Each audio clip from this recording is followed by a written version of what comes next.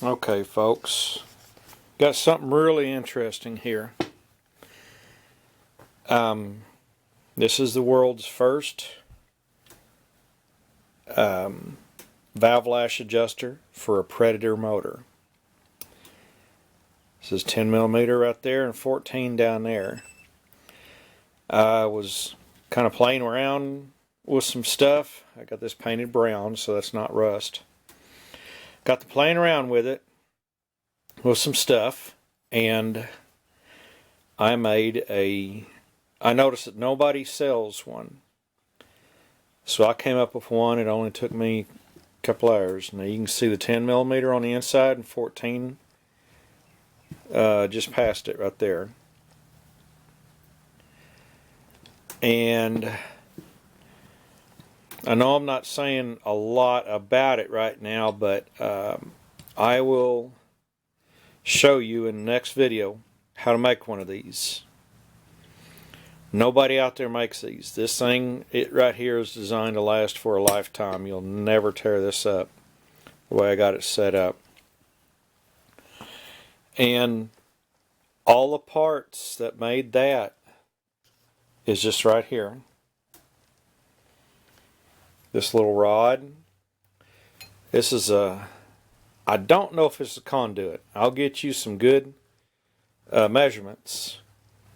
This is flat stock. One of them will need a hole through it. And this is just assortment of the stuff. This is that washer. It's right here. That gives it strength. This flat stock, when you weld it to a round piece, and it's welded all the way around that tube, that's really strong.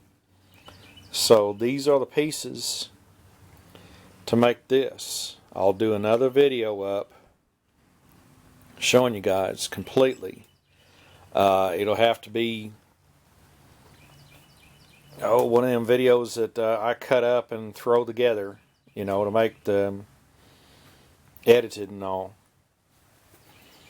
And you guys, I've used this on a couple of the motors that I got, and all this is tape down here. So, but I've used this on a couple motors, and it's so much easier than using the old wrench and 2 wrenches and stuff like that.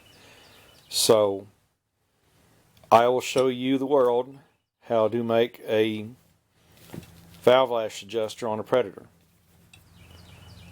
And I think I'll give it to, when I build this one, showing you guys how to build these. I think I'll give it away to somebody that I admire.